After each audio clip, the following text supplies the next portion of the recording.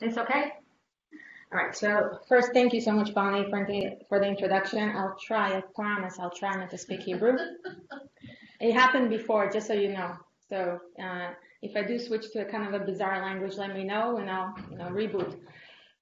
Okay, so what we're going to do in the next hour, and I know it's an hour and it's quite a lot, and the reason I get an hour is I'm going to try and turn this on.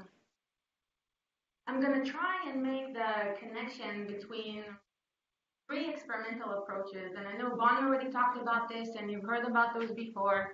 These are factorial designs, SMART designs, and MRT. So SMART stands for Sequential Multiple Assignment Randomized Trials. You don't have to remember that. MRT stands for Micro-Randomized Trials. There is a connection between these three, and hopefully by the end of my talk, you'll be able to understand, first of all, what the connection is, and also what is the utility of each experimental approach. Now, one thing that is really important for me, and those of you who work with me already know this, is that we should always, and you'll notice when I talk about, when I introduce each design, we should always start with the scientific questions, and then decide which design is most suitable, okay? Now, many people, including myself, make this mistake where we get excited by a method and we're thinking, oh, let's try it out. Let's see if we can come up with scientific questions to match that particular method so I can use it, right? Because it's novel, it's interesting. But this is not good scientific practice, okay? The novelty is in our scientific questions, in the science that we generate. And the methods, they're there to help us address the scientific questions. Does it make sense? All right, so here we go. The first thing that we need to kind of have in mind before we begin is that many mobile health interventions include multiple components. So when I was listening to all of you talking, describing your projects, it's clear that you're thinking about multiple components. Those of you who are interested in developing interventions. So what is a component? A component is any aspect of the intervention that you can reasonably separate for study purposes. So for example, the content of the intervention can be a component. Are you targeting stress? Are you providing coping skills training, and so on? Components can also be features that you use to promote compliance or adherence, like email reminders. And components can be any feature or the modality that you use to deliver the intervention. Are you using the internet? Are you using a mobile device, and so on? To make it clear, by the way, I'm going to use 3 examples here. All of them, Bonnie mentioned in her talk. What I'm going to do, you'll see that there are differences between the way I'm presenting these examples and how Bonnie presented them. She actually presented the real examples, the real trials. I'm simplifying things, right, just to make the description of the design more clear. Does it make sense? All right. So I'm using Bonnie's example. This is from her NIDDK-funded study to optimize a technology-based intervention for weight loss. And when developing this intervention, Bonnie had multiple components in mind. So the components were telephone coaching, report to primary care provider about progress, text messaging, meal replacement, and body training. Now, usually when we have multiple components in mind, and we want to design an intervention, we take what is typically called an evaluative approach to intervention development. And what does it mean, evaluative approach? It means that we take 4 major steps. In the first step, I'm establishing my scientific model. Don already talked about this, right? Based on existing theories and empirical evidence in your field, you select the distal outcome, the ultimate goal of the intervention or whatever you're trying to develop, and then you specify how and why a desired change is expected to happen towards that distal outcome, towards that ultimate goal, right? It includes specifying your moderators and your mediators and so on. Then the next step is based on this model. You identify your intervention components. So usually the intervention components are designed to target the mechanisms that you think would lead to change, right? So let's assume I identify the 5 components that Bonnie identified in her study. Then I move to the third phase, where I put together my intervention package. So some people call it the kitchen sink because you throw everything in there. Some people call it the black box, right? It doesn't matter. You just put your components together very nicely, and then you move to the 4th step where you typically evaluate the effectiveness of your intervention by conducting a confirmatory trial where you take your intervention and you compare it to control. Sounds familiar? Okay, so what's the problem with that? Actually, nothing. Okay, there's nothing wrong with that. There's no problem, but there's always a but. Sometimes we have open scientific questions that we cannot answer based on our existing evidence, based on our scientific model. And these questions prevent us from developing a high-quality intervention package here in step 3. See? So here are a few examples. Sometimes we have open questions about the efficacy of individual components. You see, sometimes it's not clear which components should be included and which should not. So for example, I can have evidence suggesting that text messages is useful for a young adult, but I want to develop an intervention for older adults, and I don't have sufficient evidence that it might be effective, right? So it's a scientific question. Sometimes we don't know which level of the component is most appropriate. Should I use a lot of text messages, or maybe just a few would be sufficient? And sometimes we don't know how well the components work together. You see, it's possible that coaching and new replacement would work well together, but coaching and text messaging would not work well together because it would be burdensome. Maybe, I don't know. Sometimes we have questions about the selection and adaptation of intervention components over time. And this relates to the fact that many of us are interested in developing adaptive interventions. So I'm going to provide a formal definition later, but what is an adaptive intervention? It's an intervention that uses ongoing dynamic information about the participant to decide how to modify the intervention components. And the reason we do this is because we want to address not only the unique, but also the changing needs of people as they progress over time, right? And there are many reasons to do that. I'll talk about this later. But to develop these interventions, we need to know a lot of things a priori. We need to know which component to offer first. Should I start with text messaging, maybe coaching? What to do subsequently? Should I continue with text messaging or maybe augment with something else, right? And we also need to know what is the best way to individualize the components. When I say individualize, I mean offer different intervention options based on information, right? So how should we individualize? What kind of information should I use? Information about patient satisfaction, information about non-response, information about non-adherence, I don't know, right? Point is, we need to know all these things before we put together an adaptive intervention package. So far, so good? Next, sometimes we have similar questions about the selection and adaptation of intervention components, but in a setting in which we're trying to develop a just-in-time adaptive intervention, or what we call a JEDI, because it's a cool name, I think, right?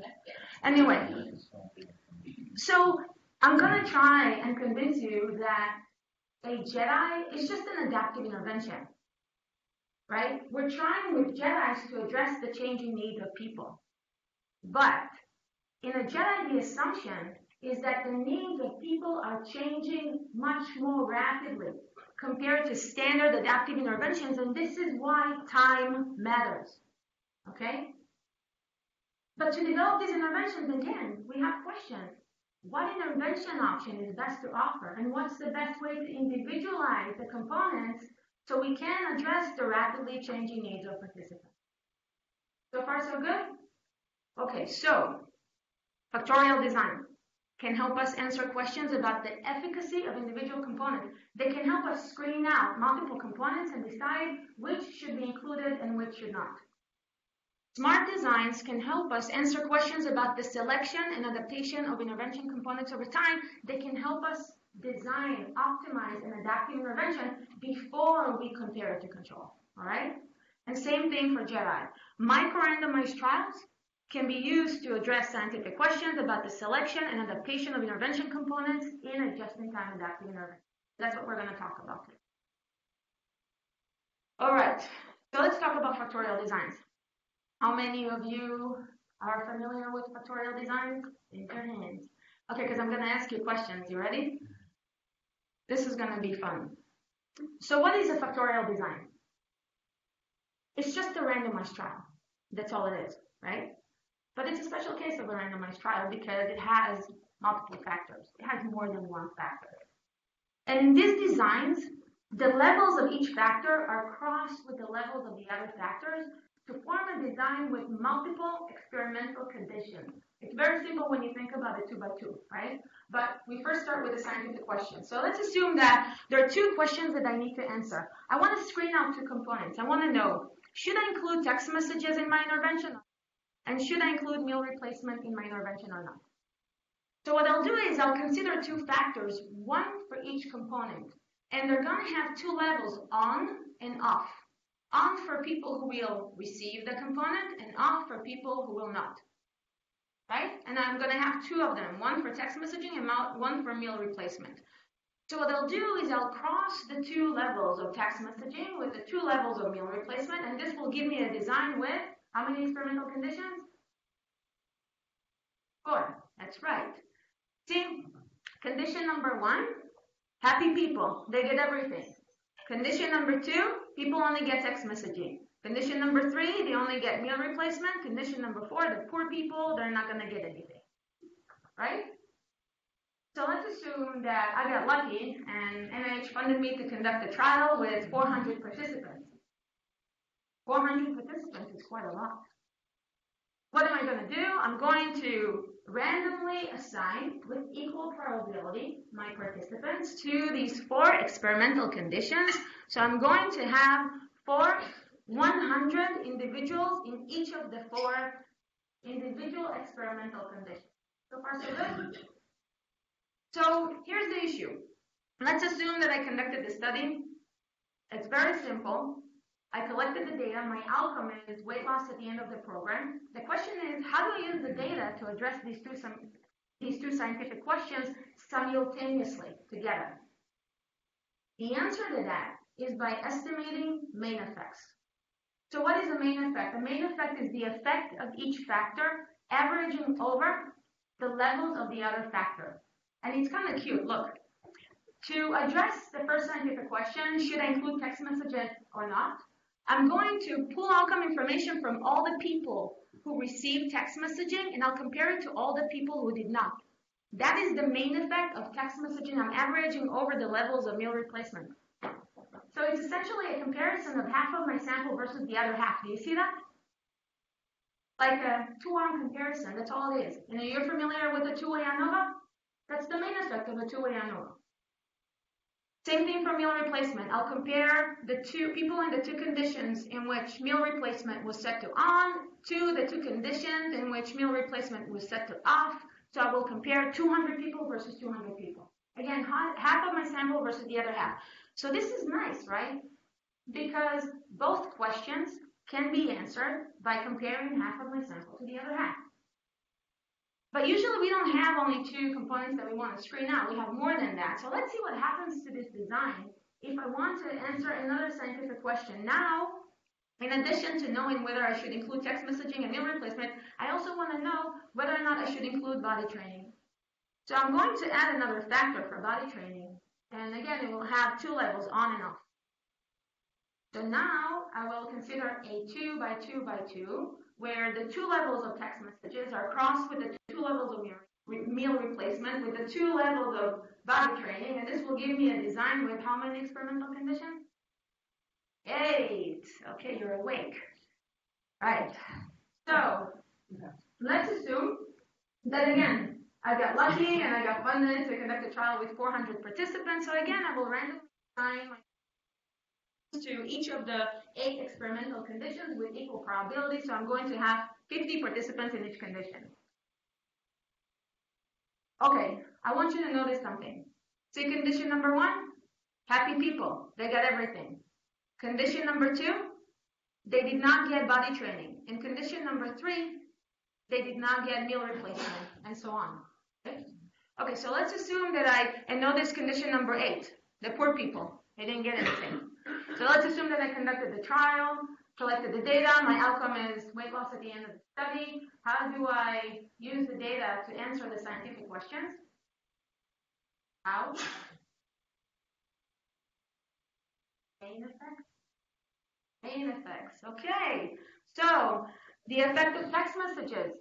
to understand whether I should include text messaging or not. I will pull out some information from the people who got text messages and we'll compare it to all the participants who did not. Again, it's a comparison of half of my sample versus the other half. Do you see that? Same thing with meal replacement, half of my sample versus the other half. And same for body training. I'll compare half of my sample versus the other half. That's the main effect of body training. So, what happened here? Despite the fact that now I'm addressing here 3 instead of 2 scientific questions, despite the fact that here I have a design with 8 instead of 4 experimental conditions, and despite the fact that here I have 50 participants in each condition, all else being equal, and that's important, I'm not losing power to address my primary scientific questions. Do you see that? So this is because of what is known as the recycling property of factorial designs. What's the recycling property? It means that outcome information from the same participant is being used and reused to answer more than one. Think about an RCT. In an RCT, if I'm a participant in an RCT, my data is used to answer how many scientific questions? How many primary scientific questions? How many? One. Intervention compared to control. Here, data from a participant in condition number 1, it's being used and reused to answer 2 scientific questions, right? Should I include text messaging and should I include meal replacement? Here, outcome information from a participant in condition number 1, it's being used and reused 3 times to answer 3 scientific questions, right? So that's the recycling property of factorial design.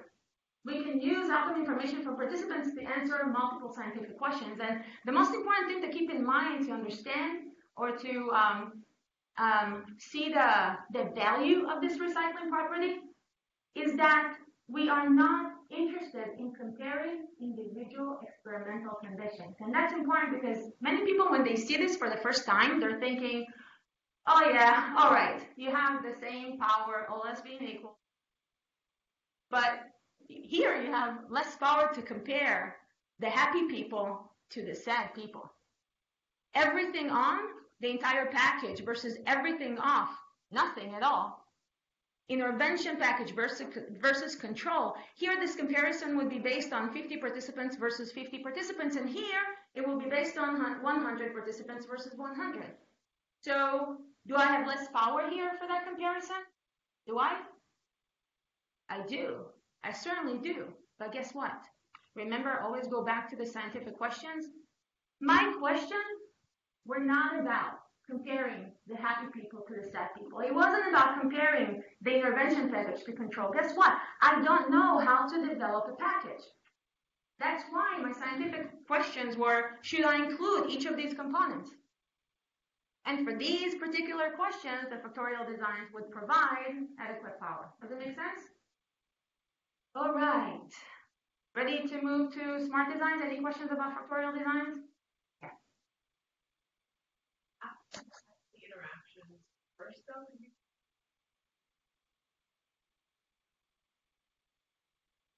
And then just go straight to the... So you're asking me technically or you're asking me scientifically? These are 2 different things. So guess what? This is interesting. I can show you later because I didn't get this at first. But because of the balance property of this, because it's balanced, if you include all your main effects and all possible interactions in your regression model, you're going to get exactly the same results for main effects if you don't include the interaction and just the main effects. And it's just because of the balance property and assuming that you're using effect coding. I can show you later. It's kind of cool. Technically, it doesn't matter. But it matters scientifically. So if scientifically you think that an interaction is important and you hypothesize that there's an interaction, you better include it in the model because you want to estimate it, right? Does that make sense? But these are 2 different things. When you move, your question is really important, when you move to fractional factorial designs. Are you familiar with those? Okay, so fractional factorial design is just a form of the factorial design, but it includes less experimental conditions because sometimes we can't implement so many conditions, right? So there's a solution for that. But when you use that solution, you're making assumptions about certain interactions or effects being negligible. And this is where you need to be really careful. So if we have time, I can show you a nice example. Does it answer your question? Anything else about factorial designs? Yeah. So again, testing the name now.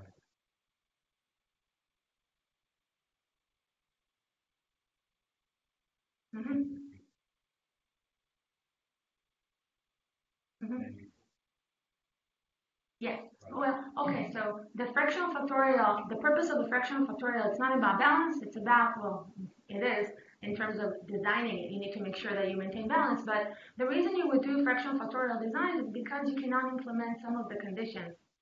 And maybe it's costly to implement 8 conditions. I can only afford 4, but I'm still interested in these 4 main effects.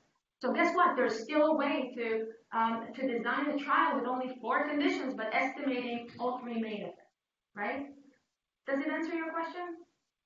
But as far as the interaction and as far as balance can hurt you big time, right? As long as you randomize with equal probability and also there, balance, then I think you're good. I haven't seen any factorial design, showing problems when using proper methods to ensure balance in terms of estimating mean effects. Does it make sense? John, Dieck, and I at Penn State, we conducted some simulation studies showing that even if there's a little bit of, unbalance, you're still going to be okay. You can still estimate your main effects without including your interactions in the model. Yeah. So I'm curious about power, because when I talk about that people at Kaiser, they have the correction. Mm-hmm. I know. You're not actually looking at the power for 2 factors. I know. It's a philosophical question, and I'm struggling with this one, to be honest with you. So, like, if you ask Linda Collins and others, the approach is that you don't have to. Do you understand the question? It's an important question because I'm addressing 3 scientific questions. So, Petra is asking, you need to correct for multiple comparisons because I'm inflating my type 1 error rate, right? The chances that I'm going to reject denial accidentally. So, the issue is that Linda Collins would say, look, you don't have to correct for multiple comparisons because this is more, your goal is to identify active components, and as long as your goal is to identify active components, you're willing to tolerate higher type 1 error rate, right? So sometimes the type 1 error is used to size factorial designs is actually 0.10 and not 0.05. And I can tell you that a lot of reviewers get this because I've used this before. Am I really convinced completely that that's the way to go? I'm not sure. I'm going back and forth because sometimes I'm thinking, well, if this is a large-scale trial, and I do have 3 different hypotheses, right? So I should correct for my type 1, just to be on the safe side. So I don't have an answer to that. Just that, I'm struggling with this. Just so you know, the solution that I mentioned, the first solution to accept 0.10 type 1 error rate and also not to correct for multiple comparison, that has worked before and reviewers were happy with that. It wasn't, but it's still a struggle. So I don't have an answer. All right, SMART. SMART stands for Sequential Multiple Assignment Randomized Trial. A SMART is just a randomized trial. That's all it is, right? There's nothing fancy about it, if you ask me, although some people think that, it does have some fancy features. But the goal of a SMART is to help us construct an adaptive intervention. One of the biggest misconceptions people have, and that's important, it's a big mistake you can make when you apply for funding, is to propose a SMART and say that you're proposing to do an adaptive design or an adaptive trial design. Because guess what? An adaptive trial design is something that's completely different from a SMART. An adaptive trial is the Bayesian approach to experimentation, where features of the design itself change over time in the course of the study. So, for example, in an adaptive trial design, just to explain to you, you can start with 3 options, A, B, and C, and then realize that, treatment C is very bad and has side effects, so you're going to stop recruiting to treatment C, and people who come into the study will only get randomized to A and B. So features of the design, they change in the course of the trial. That doesn't happen in a SMART. In a SMART, all the features of the design are set a priori. So if you say in your grant that you're proposing to do an adaptive design, guess what? You're going to trigger your bias statistician to think that you're using the Bayesian. I think the reason for the confusion is that the SMART is designed to help construct adaptive interventions, right? And an adaptive intervention does not have any randomization. It's just an intervention design. It's an intervention design in the sense that it guides how we should provide interventions. And in adaptive interventions, we provide interventions in an adaptive manner. So what does it mean? It means that we use ongoing information about the participant to modify intervention components. Here's an example. Again, a simplified example from Bonnie's study. Let's assume that this is an intervention for obese adults that starts with text messaging. And then people who do not lose sufficient amount of weight by week 2 are classified as non-responders, and we augment with body training. And people who are doing okay, I'm just going to continue with the same initial. All right, why is this adaptive? Now you tell me. This is an adaptive intervention. Why? What is it about this that is adaptive? Yes, it's because I'm using information that can change over time about the participant's response to the intervention to decide how to modify whether or not I should augment, add more support in the form of body training. Do you see that? Yes, that's why it's adaptive. Adaptive interventions can be operationalized, meaning described, with decision rules. And some people find it complicated. Some people find it kind of simple and intuitive. So if you don't like this, you can also, draw or use decision trees to describe your intervention. It doesn't matter. The decision rule is just there to protocolize. So there's a protocol for the adaptive intervention. So you see, at week 2, start with text messaging. At week 0, start with text messaging. Then at week 2, if the participant is non-responder, add body training, otherwise continue. All right, so what I want to show you now is that this description includes 5 key elements, and in fact, adaptive interventions more broadly include 5 key elements. Here's the first, the tailoring variable. So tailoring variable is information about the participant used to make treatment decisions. And here we use information about the participant's response status, operationalized in terms of whether or not he lost sufficient amount of weight. We use this information to decide what to do. So that's our tailoring variable. The second element is the intervention options, and these can be different components that you use, different modalities, different types of intervention, dosages. The intervention options can also be different tactics. You see, so here we actually have different tactics, either add, augment with body training, or continue. The third element is the decision rule, and you see all this is the decision rule. The decision rule links information about the participant to intervention options. The decision rule specifies is what to offer under what conditions. So this decision rule specifies is that you need to augment with body training when the person shows early signs of non-response. Do you see that? All right, the way the decision rule does this is by specifying these levels or thresholds of the tailoring variable that differentiate between conditions in which we need body training versus continue. See that? So without these levels or thresholds, you would not know how to make decisions. But they are important. Small, but important. The fourth element, which is my favorite, is the decision point. These are points in time in which we need to make treatment decisions. And here there's a treatment decision that we're making at week 2, but there's another decision point at week 0, but it's kind of boring because we're just giving text messages to everybody.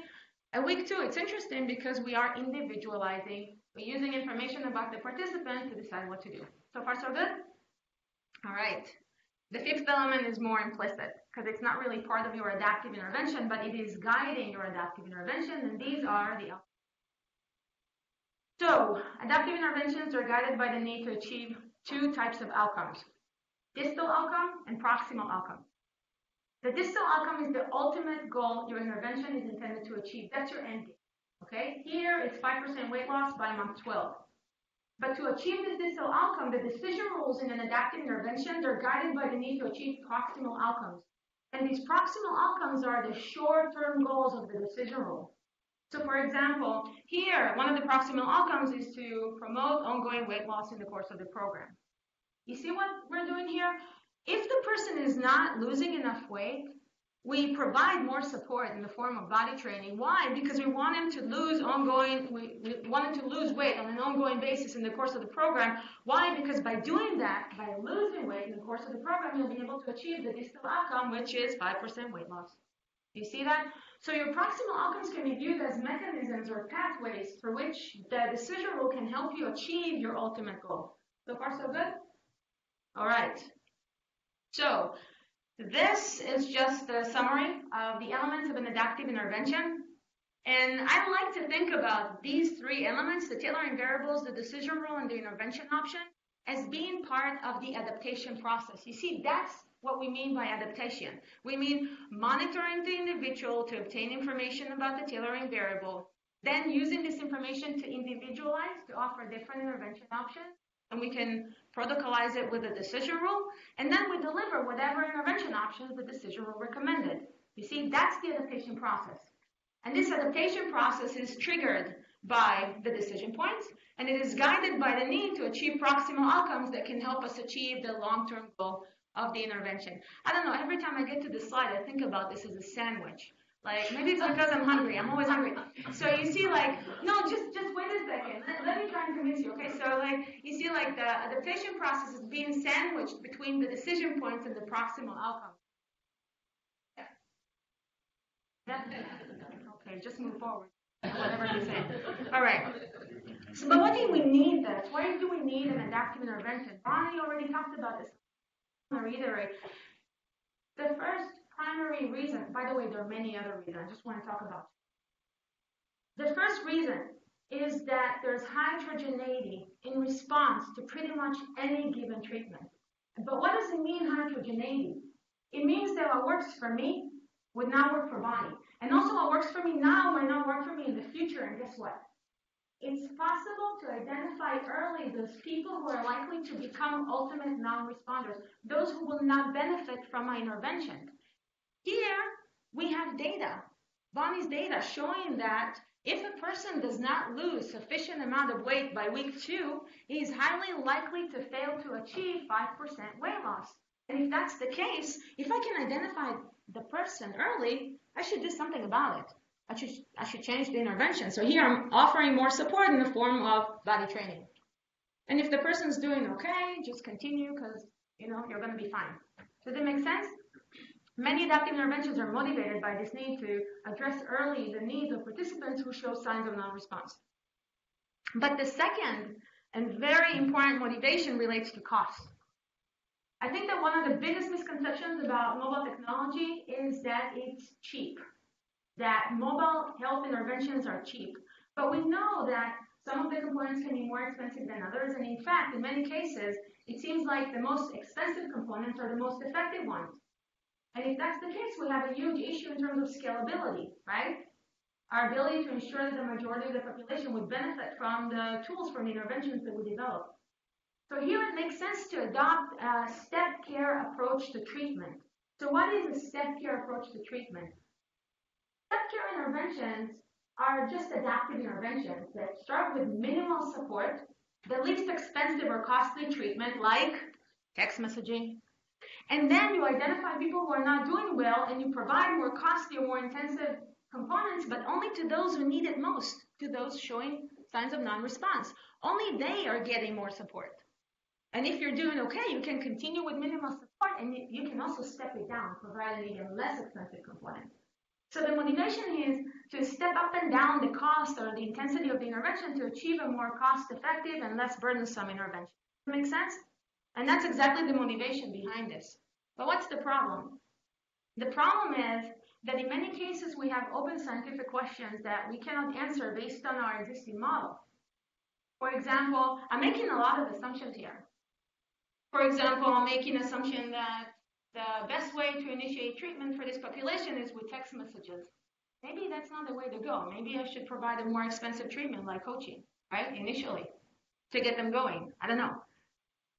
And I'm assuming that I know how to address the needs of non-responders. I'm assuming that I should just add body training for non-responders and continue for responders. But maybe there's another way to address the needs of non-responders. Maybe instead of body training, I should offer coaching. It's more costly, but maybe more supportive, right? So the issue is that we need to be able to answer these scientific questions before we develop a high-quality adaptive intervention package. And if we have scientific questions such as these, we might consider a SMART. So what is a SMART? What is a SMART? I already told you. What is it? It's a randomized trial. By the end of it, you're going to say it. It's just a randomized trial. But again, it's a special case of a randomized trial because it has multiple stages of randomization. I'm going to brainwash them, until they get it.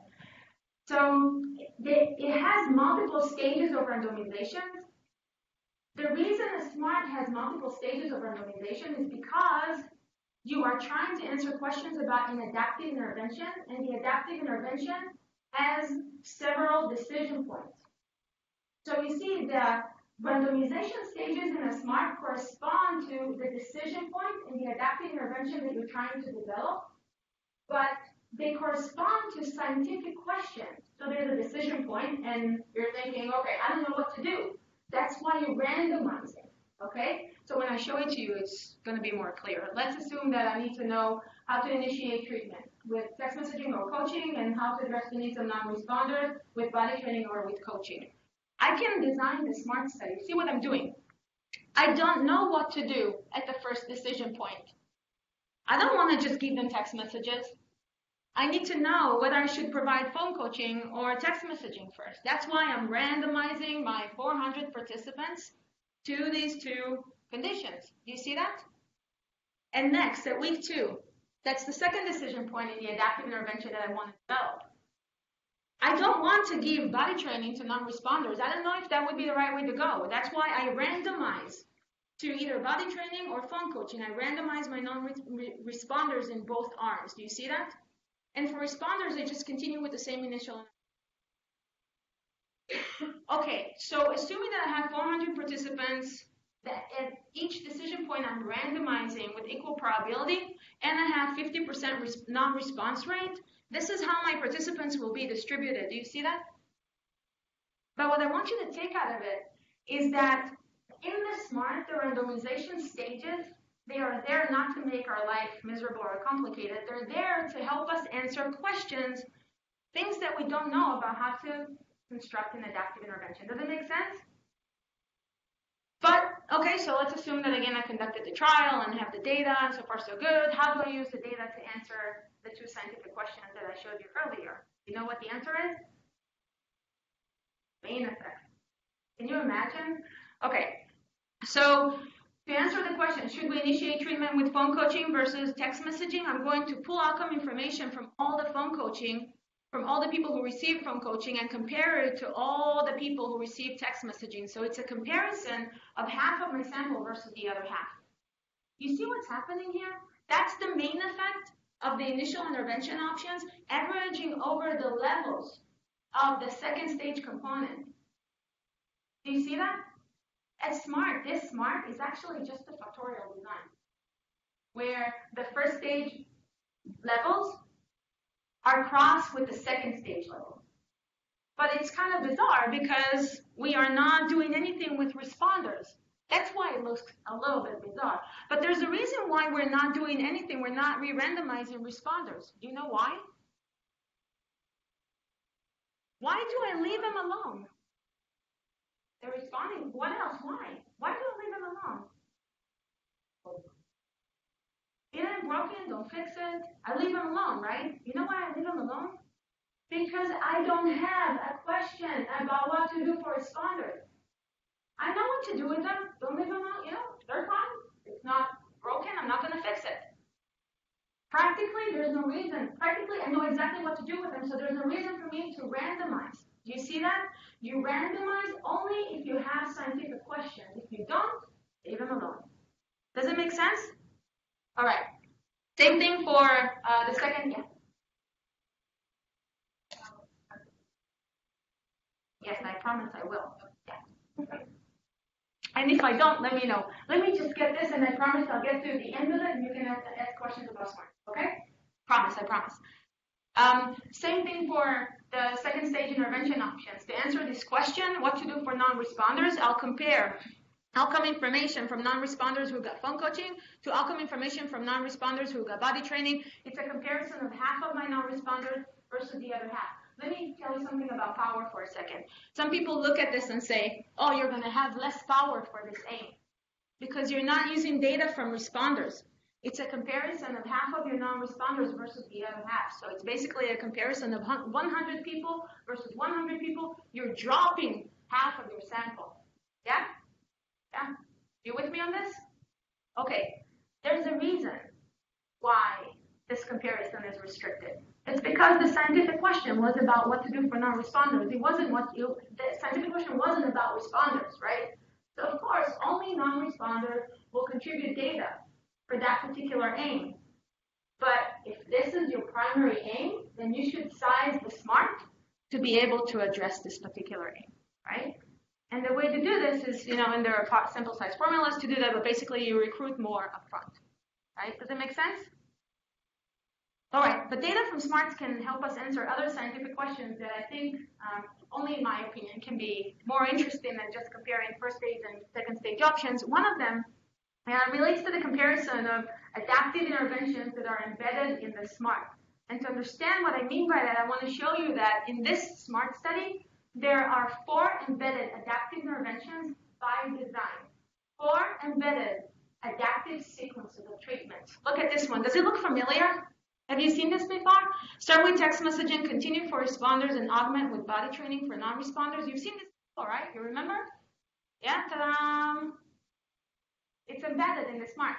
I built this, it's a hypothetical SMART, but it's based loosely on body SMART. But I built this SMART around this adaptive intervention. I wanted it inside, because this is something that I think would be useful, but I'm not quite sure, right? Okay, here's the second. Start with text messages, continue for responders, augment with phone coaching for non-responders. Here's the 4th. Start with phone coaching, continue for responders, and add more phone coaching for non-responders. And the last one, start with phone coaching, continue for responders, and augment with body training for non-responders. Do you see that? 4 embedded adaptive interventions. And this is an interesting comparison, right? It would be interesting to size the trial to detect this comparison. Why is this interesting? Can you tell me? Why is this an interesting comparison? It relates to cost.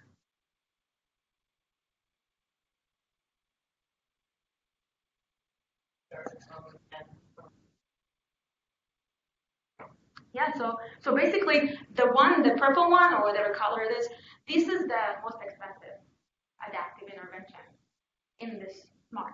Because phone coaching, we assume that it's the most expensive component of the 3. So here I'm just providing coaching throughout, but here I'm providing less expensive components. So it's kind of a comparison of the least expensive versus the most expensive intervention component. And some SMART studies in the field are sized to compare 2 embedded adaptive interventions. One is the most costly and one that is the least costly, which is kind of cool. All right, questions about SMARTs? Go. Who had one? You had. I did. Oh, gosh. What else? Questions about SMARTs? Nothing? Do you want to know more about power? Yes. Yes? All right. How hard is it? So there are sample size formulas the sample size formulas for this comparison is very simple. I'll show you. It's very cool, actually. Wish I had the drawing board. Wait. Okay. So the sample size for this, it's just a standard sample size formula for a 2-arm comparison. That's all it is. This one is standard sample size formula for a 2-arm comparison inflated because you have response. So you multiply it, you divide it by your response rate. So you're gonna recruit more participants in order to get sufficient power for the 2-arm comparison, right? Okay, it's just because it's restricted to your non-responders. So you need to recruit more people in the trial. This one, the comparison of 2 embedded adaptive interventions, it's kind of more complicated, but just kind of. It's not, that complicated. It's it's basically taking standard sample size formulas and multiplying them by a certain factor. All the sample size formulas are online. You can find them, it's pretty easy. I think there's a link at the Methodology Center's website. If there's not a link there, there's a link in our lab's website. There are sample size formulas now for outcomes that are binary as well. And now our team is working on sample size formulas for smart studies that are longitudinal. So I think we're set. Yeah. You know, this is interesting. So like Bonnie and I anticipated 50% non-response rate based on, extensive literature review and her own experience, and it works like magic. Interesting. Usually, like, there are deviations or just right on target. You need to do a good job coming up with a number to feel good that you can actually pull it off. It's very important. It doesn't have to be 50. No. It doesn't have to be 50. There are some studies that anticipated 40% non-response rate. That'd be inside like that, so you don't have to. Wait a second. I'll go there and then. Could I just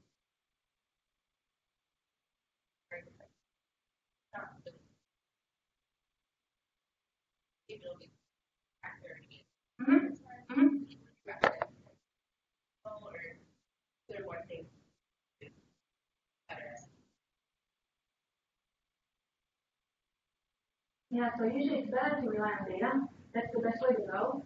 But in some cases where either the investigator or the reviewers don't feel comfortable with the expected non-response rate, what we do is we provide a table and we show that the study is sized, it will have adequate power for all kinds of scenarios, and that usually works. How does exchange basically, if you're trying to randomize any versus just that's what we did with Bonnie in your study. It doesn't really change power because what you do, you average over it. So like you're using, I'll explain the question by just telling you more about Bonnie's study. So in Bonnie's study, the response rate, the response status is actually like a moving target. So we assess non-response status every several weeks. Because every several weeks, a person can transition from being okay to being not okay, right? Which might indicate that he's going to fail ultimately. And this is why the re-randomization is actually a moving target. But at the end of the day, you're collapsing, right? You're using information from all non-responders, regardless of when you re-randomize them, but then you can control for the time of becoming a non-responder in the analysis, depending on what analysis you're doing, right? Does it make sense? All right, so actually, it's another thing. I assume if people are not going to respond, they would not respond by G. But there are people who are non-responders at 8. yes, Right. yeah, me too. That's a remarkable study. All right, MRTs, ready? How much time do I have? Oh my God. Oh, I'm over. Okay, let's ignore the fact that I'm over. Can we ignore the fact that I'm over? Okay, yes, okay. So MRTs. What? Ben isn't here, so. Where's Ben? Oh, so I can pretend to be Ben. And then talk about machine learning afterwards. I can try. Terrible. It's going to be terrible. MRTs. Okay, let's do this fast. Micro-randomized trials, they are just randomized trials, right? Okay. But again, there's special case of randomized trials because they're supposed to help us construct JEDIs. But to show you how this works, I want to go back to this simple adaptive intervention example. And I want to remind you that here there are decision points at week 0 and 2. There is a decision point every several weeks. Why? Because we are trying to address conditions that change every several weeks. Insufficient weight loss or changes in the person's weight loss can happen in a way that indicates that the person would become ultimate non-responders. It can happen every several weeks. Does it make sense? Right? This is why we have decision points every several weeks, because we're trying to address conditions that change every several weeks. And I sound like a broken record, but this is important because guess what? Think about it. What would happen if we had wanted to address conditions that change every minute? Right? stress. Every minute, the person can transition from being no stress to being stressed, which can put him at risk, right? In that case, if we had wanted to address conditions and change much faster, we would need a Jedi. I think it's really cute. We gotta admit it's cute. And look, he's saying, what is a Jedi? Terrible. Okay, pathetic. So, what's a Jedi? Let's start with an example. Bonnie already told you a little bit about sensitive stop. It's a Jedi that we developed as part of ND2K. It is a smoking cessation Jedi, if that helps me. It builds on evidence suggesting that if a person experiences stress and is trying to attempt to quit, if you experience stress, the stress episode might lead to a lapse, and the lapse might lead to a full relapse, which we don't want, and this is why people in this intervention, they wear a collection of sensors that monitor your physiology. There's an algorithm on the phone that uses this data to classify every minute as either stress or no stress. If the person is stressed, the phone lights up and recommends that the person would engage in a stress regulation exercise. So why is this a Jedi? To understand why that's a Jedi, we need to understand what just-in-time means. You know what it means, just-in-time? We've been using this quite a lot, but it's not so clear what it is. So just-in-time, it's funny, some people think that we came up with this, with the concept just-in-time, which is, of course, not the case. There are many traditions for the concept just-in-time, and mainly in manufacturing and education. In these fields, just-in-time captures an attempt to provide the right type of support at the right time while minimizing waste or any disruptions to the desired process. But why do we even need to do that, right? To understand why we need to do that, there are two important things that we need to keep in mind. The first is that the concept just-in-time is based on the idea that timing is salient in the effectiveness of support. And what does it mean? It means that you have a certain time frame in which providing support will be beneficial, and other time frames in which providing support would not be beneficial and might even be disruptive, right? Now, timing here is not necessarily clock-based. In many cases, it's event-based. So what defines the right time to provide support are events or conditions rather than clock-based time. So the answer to the question, when is the right time to provide support, would be something like when the person experiences stress rather than Now, event-based timing is unexpected. It's unexpected in a sense that we can never come up with a model to fully predict exactly when people are going to experience stress. This is why we need to monitor them continuously so we can identify when stress occurs, right?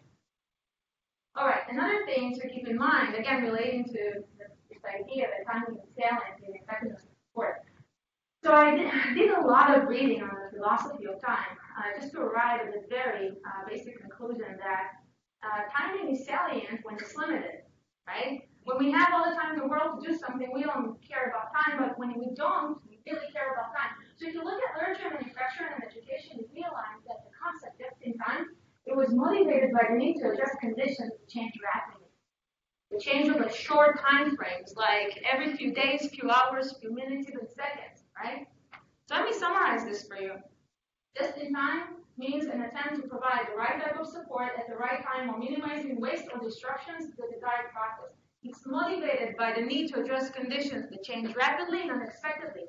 To do that, we need to monitor the person continuously so we can identify when is the right time to provide support, and we need to provide the right type of support as soon as the right time happens, and only when the right time happens, because we want to minimize waste, right? I want you to notice what's happening here. To operationalize just in time, we need adaptation. I already told you what this is. That's adaptation. It's the process of monitoring the participant and modifying the intervention components, right? That's what we're doing here. Look, an adaptation can be operationalized with a decision rule. Remember that? Every minute, if stress is yes, provide a prompt, otherwise do nothing. Do you see that?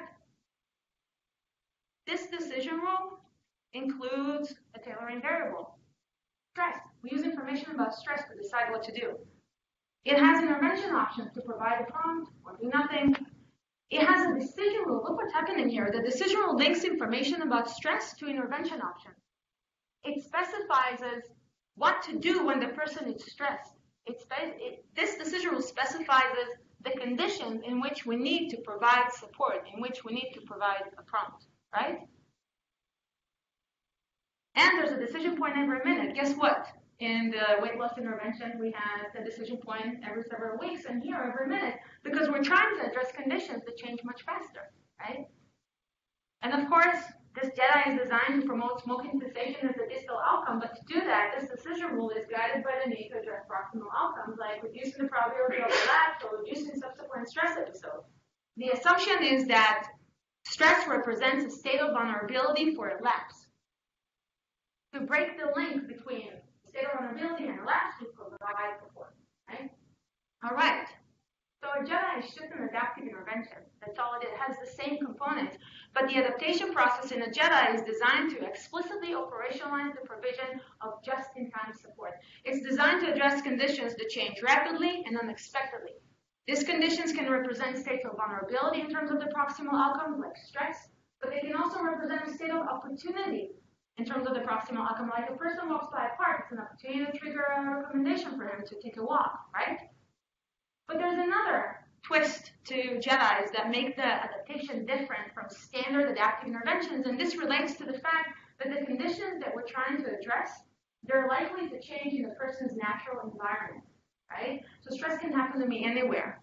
When I'm doing public speaking, when I'm doing grocery shopping, whatever, right? Because of that, because stress can happen anywhere outside of standard treatment settings, to employ a decision rule like this to intervene as soon as stress occurs, I would need people to carry a therapist in their pocket, right?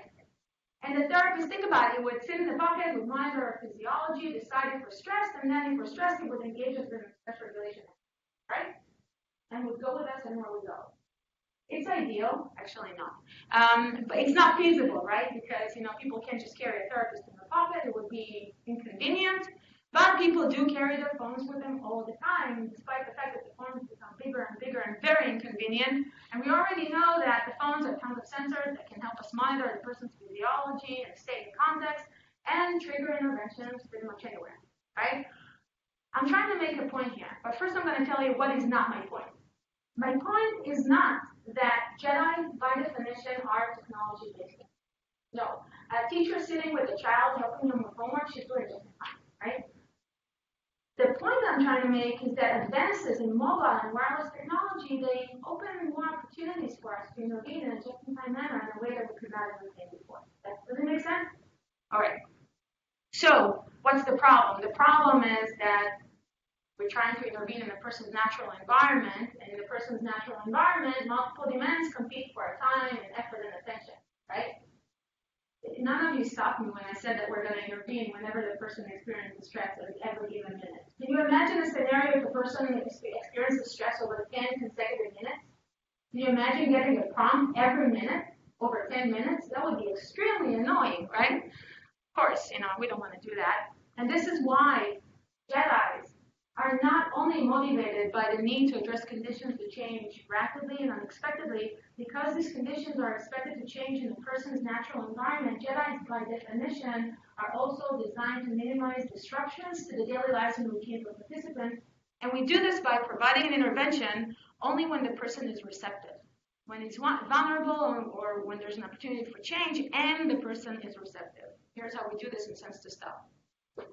The decision rule is to provide a prompt when the person experiences stress and did not receive an intervention in the past 60 minutes and is not driving a car.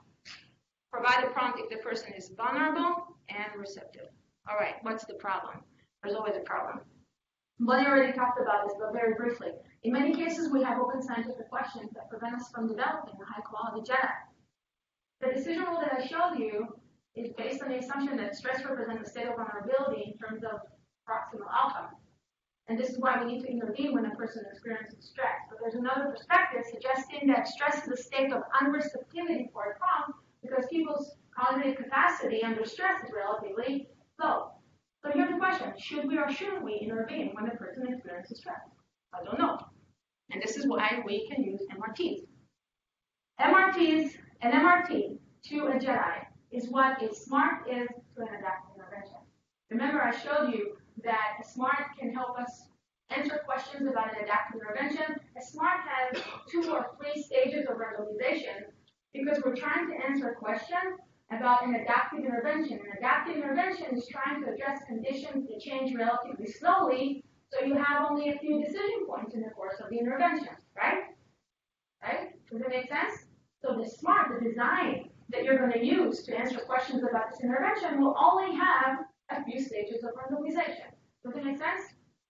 But in a JEDI, we have a lot more decision points, right? We can have a decision point every minute, hundreds and thousands of times in the course of the program. And we need a design that will help us randomize the person hundreds and thousands of times in the course of the trial, so we will be able to address questions about a JEDI. Does it make sense? And this is what MRTs do. An MRT is a trial in which like a SMART, the same participant get randomized multiple times, but here the randomization is much more rapid. You have a lot more randomizations in the course of the trial.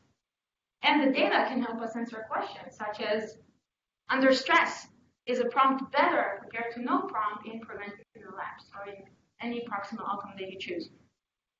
So this is the sense to stop MRT, a simplified version of it. It's a 10-day MRT starting with the person's quit date, with smokers attempting to quit.